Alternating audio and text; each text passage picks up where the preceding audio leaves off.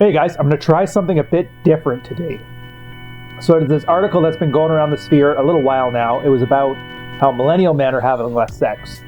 I noticed a bunch of videos of people doing some comments on it, and I thought it was a great segue into this great point that I make all the time on Red Mornings with Carl.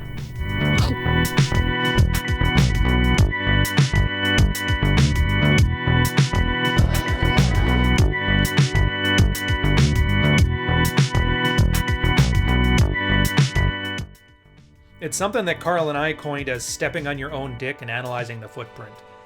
It's one of those things, you'll see it on this New York Times study, as well as like a Casey Neistat video, where they're pointing out a grievance or a problem. In this case, younger people just aren't having sex at the same rates that Generation X or the boomers were.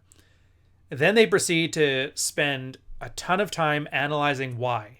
And if you've read any of my old stuff, you know that why is a really stupid question. So the question you got to ask yourself is what to do about it.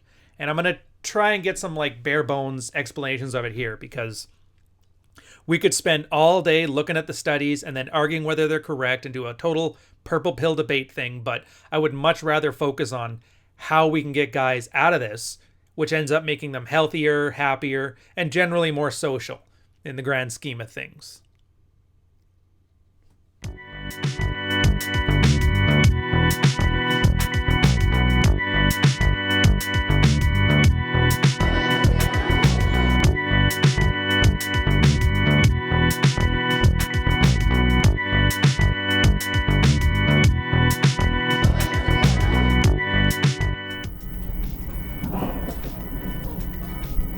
All right, so here's the thing. I find when people have all these studies, like in this case, the New York Times one, where millennials are basically not having sex anymore, everybody loves to look at it and accept it as fact and then study the issue ad nauseum. So a good thing to do is you look at it and think to yourself, how can I thrive in this system set up the way it is?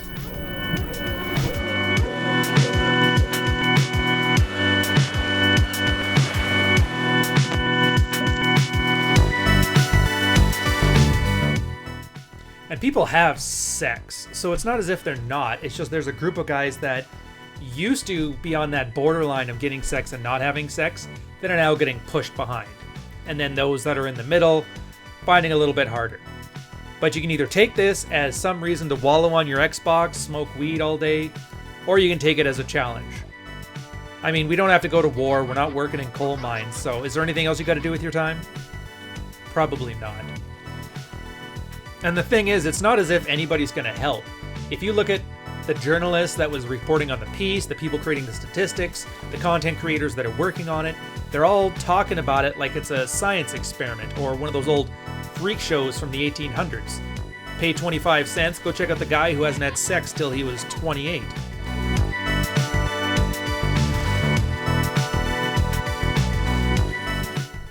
And that's the most frustrating part of this whole thing, the fact that nobody seems to want to help or even offer a roadmap. They just like looking at it, pointing for clicks or laughs, or in some cases a more nefarious thing, but whatever. It's what they say. There's lies, damn lies, and then there's statistics. So the problem I have with statistics, first off, is people fudge the numbers. Secondly, and this is the part that really gets me, is statistics provide evidence for things running on autopilot. It notices trends. It can't really map it to an individual person. So when you see a large amount of those guys aren't having sex, what you think it means is that all of them across the board, when in reality, most of the girls going to college are having a ton of sex. A very few guys who are going to college are having a ton of sex. And everybody in the middle is kind of muddling their way through while there's a growing gap of guys at the very bottom who aren't getting any. So it's not even so much an across the board thing. It's more a warning or a canary in the coal mine. So then the big question is, what do you do about it? And I would say what you can do about it is the same thing that people did about it in the 90s, back when Mystery and Neil Strauss were doing their thing.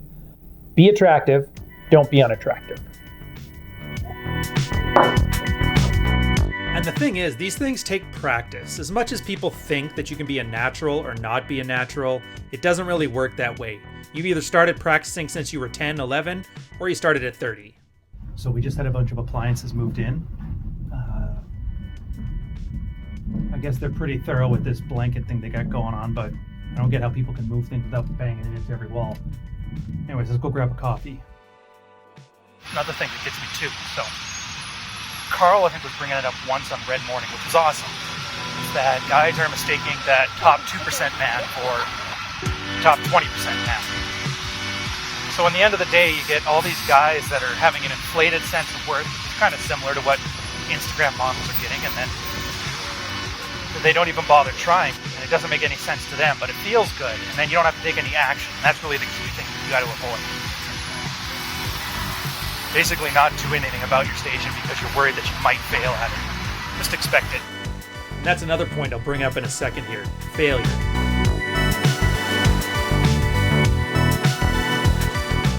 You gotta expect failure. There's no way you're gonna learn without making some major mistakes along the way. But here's the good thing. Failure is pretty much foolproof. I mean, back when we were cave people, I'm sure if you hit on a girl and things went downhill, you probably got ostracized from the tribe. But today, I mean, take me for example. I'm in a city of a couple million people. If I were to get divorced tomorrow, I go hit on a girl, she shoots me down in the most embarrassing way possible. What happens? Nothing. It's somebody I'll probably never see again around a group of people that would never remember. And even if they met me again later on down the line, they wouldn't even register that that was the same event. A lot of our fear and aversion to failing and learning, it's this weird hard wiring thing. And it's funny because every time a guy says he doesn't want to approach and he has an aversion to it, you ask him to articulate the problem. And he never can. It's always some nebulous, otherworld fear of something that could happen, but they can't really talk about it.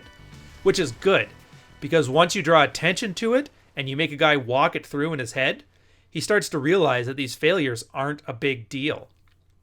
Now, the gym, I mean, you got a bit of a better chance of failure. Like if you go there on your first day, you, almost got hit by that damn van. Where was I? Oh, so if your first day at the gym, you decide to go squat 3 plates, you're probably going to throw out your back. So you generally start light and start easy. And it can be the same thing here. If your ability to even just walk up to somebody is that difficult, just start with a simple thing. Ask 50 people a day for the time. Tap somebody on the shoulder. Excuse me, do you have the time? They'll say yes or no. You say thank you, get on your way. And then what you do is the same thing you would do in the gym, a progressive overload. Every day you'll start adding more to those interactions. Maybe it's just a time at the first. Maybe the next time you're seeing if you can carry the conversation for a full minute. And that's the thing with the maybe. It's not maybe someday. It's just maybe today's a little bit better or a lot better than it used to be.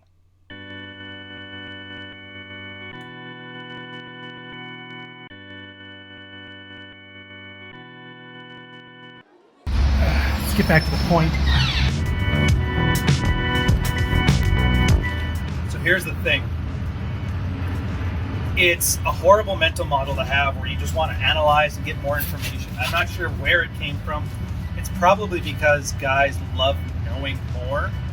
So when you start seeing these statistics, and maybe it has some resonance in your own personal life there, where maybe guys aren't having the kind of sex they want out of life, and then you look at that, start looking at statistics, and you realize, oh, that explains it. I'm normal, and this is what's supposed to happen. It's a horrible attitude to have. So all you got to do is focus on, and I hate to say it, it's the simplest thing ever. You just focus on the fundamentals. Have a good workout regimen. Doesn't have to be the greatest one. You don't have to be on trend. Have a good diet. You don't have a perfect diet. It doesn't have to be the most amazing keto that ever had, where you're weighing all your food on a scale, but it does help, especially if you're starting from a worse position.